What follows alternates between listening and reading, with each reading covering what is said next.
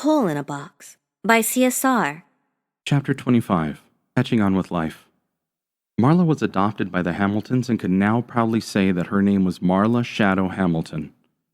She spent her summers outside and her winters in her home with a nice cup of hot chocolate and family fun. She could now finally say that someone wanted her and that she had a family. In fact, Marla had two families. Even after moving in with the Hamiltons, she still went to Utridesma as often as she could. There, Javis was like a father and Darlene acted like her big sister. Lewin acted like her uncle and everyone else was like her cousins, including Kristen. Of course, Kristen couldn't get away with what he did, so he kept his promise to Marla and turned himself in. Marla and Faffelor were there to say goodbye to him and planned to visit from time to time. When Marla wasn't spending her time in Utridesma at the jail, she'd typically be hanging out at Darlene's cabin or Lewin and Javis's home as the two patched up their broken bond and moved in with each other. Apparently, their house had always belonged in their family and was outside Aurum City. It was several floors tall and had a nice porch, tall attic, and wide basement. Marla wasn't ready yet to explore Utridesma. First, she had to learn more about it. Besides, she was content spending her time in the homes of her families with their tea parties or never-ending feast. They'd play games and give her lessons about Utridesma. They told her about the kingdoms, customs, history, and anything else that came to mind. While learning about one world, Elena taught her daughter all she knew as she homeschooled Marla. They both found that their favorite subject was English. Elena was always home, unless they went out as a family. Marla got to go to an amusement park for the first time, but definitely preferred going to the library with either or both of her parents. Sometimes they'd go to the movies, but very rarely. They didn't even own a TV since they didn't care too much for cinema and weren't willing to buy movies on VHS. When Marla first moved in, she immediately got her own room and was allowed to choose the furniture she wanted, of course, with her parents' approval. She had gotten used to sleeping on the top bunk of a bed, so she got a loft bed with a desk under it for her to work at. Over in Utridesma, Darlene set up a hammock in her room for Marla to hang out on.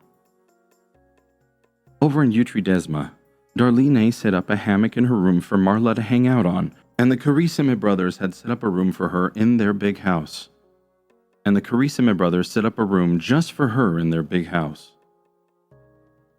She wasn't ashamed of who she was anymore and couldn't give a gurgle-eyed of what anyone thought of her. She just needed to be content with herself and full of self-confidence.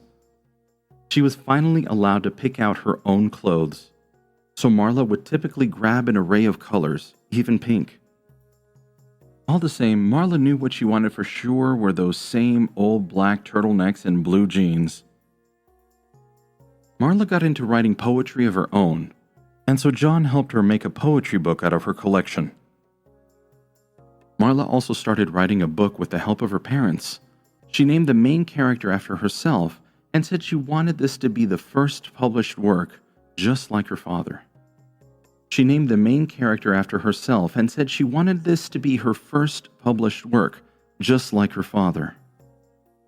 She told him that it was inspired by what really happened to her and how she dealt with her time at the orphanage by creating these characters.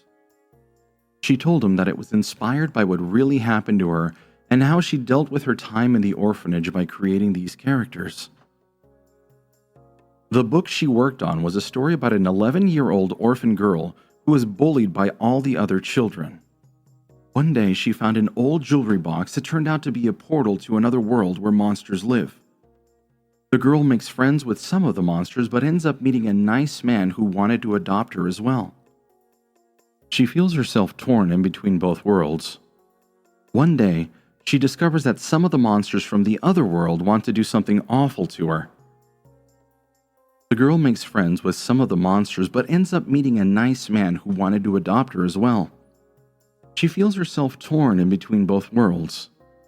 One day, she discovers that some of the monsters from the other world want to do something awful to her, but she doesn't know what to do, so she seeks consultation in the man who seems interested in adopting her.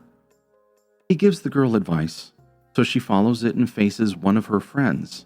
He gives the girl advice, and so she follows it and faces one of her friends. In the end, the girl stops the bad things from happening and is adopted by the man and his wife. Marla sometimes would laugh to herself because the story technically was true. Marla sometimes would laugh to herself, but the only one who knew it were her and the Smarags. Marla felt it might not have been safe to tell her new parents about Utridesma being real and how she really was almost eaten alive. She feared that they might have found the world to be too dangerous and to try to keep her from going back.